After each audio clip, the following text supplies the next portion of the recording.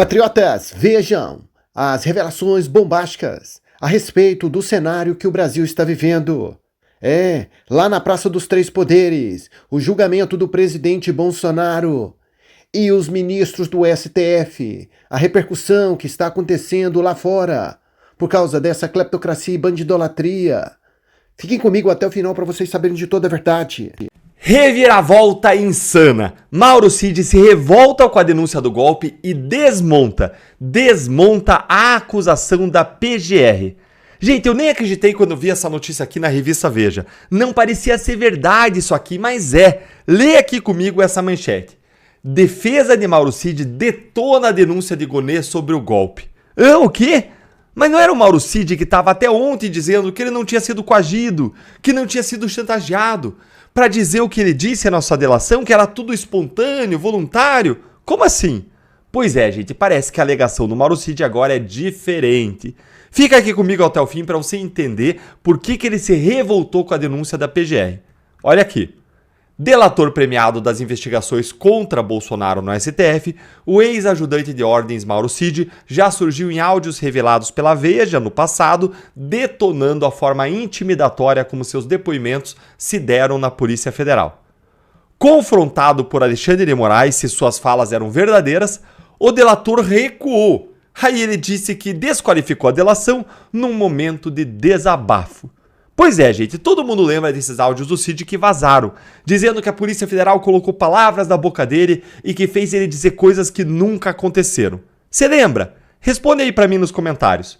Eu lembro demais, gente, porque ali ele falou umas boas verdades. Era o Mauro Cid autêntico, verdadeiro, espontâneo. Ele falou, por exemplo, que Alexandre de Moraes é a lei. O que é verdade, né? Só que depois disso, ele foi confrontado pelo Alexandre de Moraes, que chamou ele e disse, olha aqui, se você não corrigir isso aí, tá tudo ferrado pra você. A gente vai cortar a sua delação, falou dos familiares dele, ameaçou de prisão, rescisão de acordo, investigação contra pai, esposa, filha, tudo naquela cena horrorosa, filmada, que mais parece um filme de terror, e que eu mostrei aqui no canal em um react que eu fiz e eu vou deixar pra você aqui na tela no final e também na descrição pra você conferir. Mas bora seguir aqui com a leitura, olha aqui.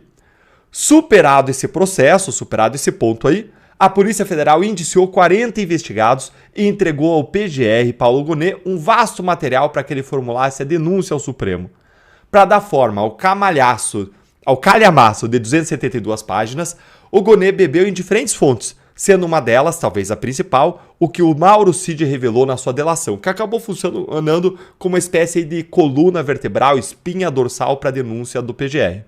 Nesta quinta-feira, porém, o delator se revoltou com a denúncia de Gonê, dando a entender que ela não reflete a verdade dos fatos e dos crimes admitidos por ele na colaboração. O quê?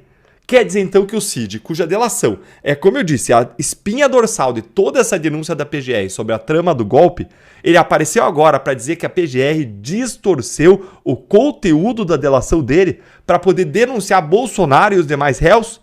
É isso mesmo, gente? Bora continuar aqui.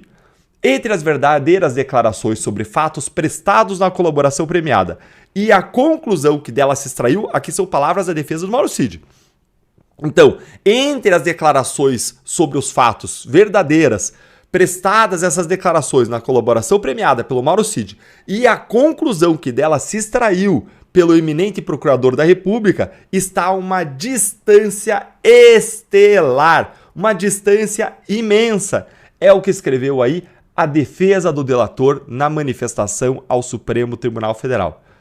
Ao negar as acusações, o delator que deu corpo ao trabalho, de certa forma, enfraquece a denúncia formulada ao Supremo. Se nem o delator banco que foi acusado, vendo uma distância fática entre o trabalho do Gonê e as suas confissões, como então cobrar de ministros do STF que validem os apontamentos do chefe da PGR? Ora, quem diria, hein? Quem diria? Gente, tem aqui no canal um vídeo exclusivo que eu fiz só mostrando como a PGR omitiu na denúncia falas essenciais do Mauro Cid que desmentem a tese do golpe. Então, o que o Mauro Cid está dizendo é que realmente a denúncia ela não refletiu o que ele disse. Eu vou deixar esse outro vídeo para você na tela no final aqui e também na descrição para você conferir. Agora, então, quer dizer que além de omitir as falas do Cid favoráveis ao Bolsonaro, que a PGR também distorceu o que o Cid disse para encaixar isso na denúncia? Lembra dos áudios espontâneos do Mauro Cid? Ele dizia, olha, eles têm uma tese pronta, eles só querem coisas para confirmar o que eles já têm com uma tese pronta. Lembra disso? É exatamente isso que ele está dizendo agora de novo, agora oficialmente por meio dos advogados. Quer dizer então que a PGR extraiu da delação do Cid conclusões que não representam o conteúdo do que ele disse? É isso aí, gente. Gente, se já haviam vários motivos para não se considerar a delação de Mauro Cid nessa acusação, esse aqui é uma bomba que explode a denúncia.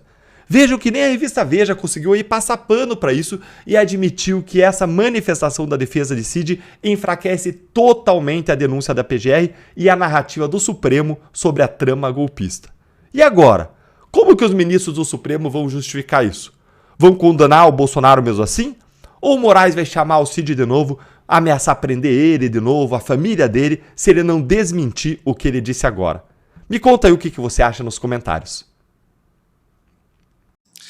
Qualquer lugar que você vai no mundo e fala Brasil, as pessoas normalmente lembram de duas coisas. Ou elas lembram de carnaval ou de futebol. São as duas coisas muito associadas ao nome Brasil em qualquer lugar do mundo. Bom, era, porque agora tem uma terceira coisa. Em qualquer lugar do mundo que você vai e você fala Brasil, são três coisas que as pessoas vão lembrar imediatamente que está muito associado ao Brasil. Futebol, carnaval e o STF brasileiro. É isso mesmo.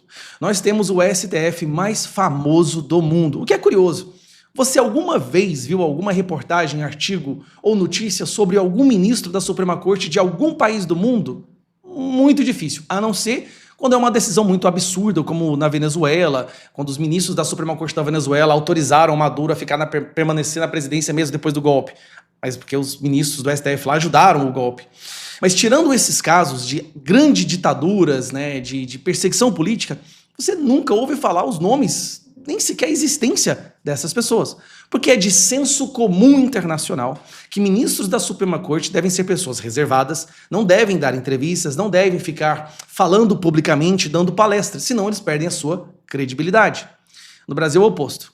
No Brasil, os ministros falam mais fora dos autos do que dentro. Dão mais entrevistas do que políticos e viajam mais para dar palestras do que coaches. Esses são os ministros que tornaram o Brasil famoso. Aí, tem outro fator que tornou a Suprema Corte Brasileira a mais famosa do mundo.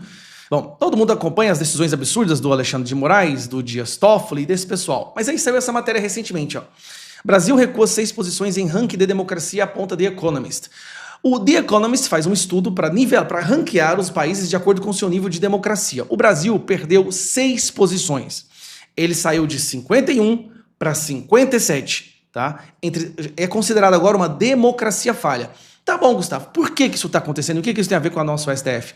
Foram as decisões do STF, principalmente do Alexandre de Moraes, tá? Como censurar o X, usar a máquina pública para perseguir pessoas, interferir nas eleições através da censura. Foram essas decisões do Alexandre de Moraes que fizeram com que o Brasil caísse 6 posições no ranking de democracia. Pô, já era o bastante para desmoralizar completamente. Será que agora eles vão perceber o que eles estão causando com o nosso país? Não. Não só não vão perceber, como cai outra bomba. E agora, meu amigo, não tem como. A Suprema Corte Brasileira é a Suprema Corte dos popstars mesmo. Tudo isso que nós falamos começou com a censura de uma revista chamada Revista Cruzoé, em 2019, pelo então presidente do STF, Dias Toffoli, quando o nome dele apareceu nas delações da Lava Jato. Foi só o nome dele aparecer, né, uma menção a ele, que é o amigo do meu pai, que de forma impressionante foi censurado, não podia se falar mais disso, foi aberto o inquérito de forma ilegal, esse que já tem quase 6 anos de duração, vai fazer 6 anos agora, em março, né? E começou a censura no Brasil. Pois bem, olha que curioso, Dias Toffoli ajudando a tornar o Brasil famoso novamente.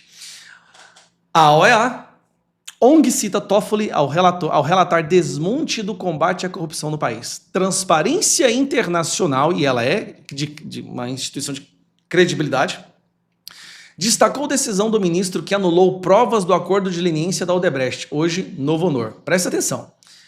Nós ficamos famosos porque o Dias Toffoli está anulando as decisões, as multas dessas empresas, devolvendo dinheiro para esse pessoal, e não só isso. se recusando, porque em outros países, a Lava Jato foi uma coisa tão grande, foi um esquema de corrupção tão gigante, que afetou outros países também. Essas empresas foram para outros países roubar. E há investigações nesses outros países. O Dias Toffoli decidiu que agora, anulando, não vai mais cooperar com essas investigações de outros países. Ou seja, ele está protegendo a corrupção não só no Brasil, mas no mundo inteiro. Vários países que sofreram, né, a corrupção da Odebrecht. Transparência Internacional denunciou na segunda-feira o desmonte do combate à corrupção no Brasil e na América Latina para a Comissão Interamericana de Direitos Humanos da Organização do Estado Americano, OEA. A denúncia ocorreu na audiência temática das comissões sobre o impacto da corrupção e da impunidade sobre os direitos humanos nas Américas. O gerente de pesquisa e advocacy da Transparência Internacional Brasil, Guilherme França, representou a organização na audiência. Então ele fez uma audiência. E olha como é que é curioso. Com a mesma instituição que estava no Brasil recentemente para analisar o sistema da liberdade de expressão, a opressão, né, a repressão, a censura aqui, essa instituição internacional foi conversar com essas mesmas pessoas para falar sobre o STF. Então, olha que curioso, eles vieram aqui, todo mundo revoltado com o que o STF tem feito, com alguns ministros do STF, e depois, lá fora, recebem o advogado do Daniel Silveira, recebem mais advogados dos prisioneiros do 8 de janeiro e recebe o Transparência Internacional falando também do Dias Toffoli. O que é curioso? Quando o Pedro Vaca estava aqui, nós mencionamos, olha, tudo começou com essa pessoa. E aí vai o Transparência Internacional e fala exatamente da mesma pessoa. O vento está virando. Eu acho que, olha, eles podem continuar fazendo os seus atos ilegais, persecutórios, inconstitucionais, podem. Mas eles não vão mais ser vistos pelo mundo como um grupo que defende a democracia. Isso já é dado como certo. Agora, ou eles recuam e tentam resgatar a credibilidade da nossa Suprema Corte, tão importante para a democracia, ou então eles vão ser taxados do mesmo nível, vão ser colocados no mesmo nível que a Suprema Corte da Venezuela. Abraço. E desejo um forte abraço a todos e até o próximo vídeo. Que Deus abençoe vocês nos 4 cantos do Brasil e também no mundo. Patriotas.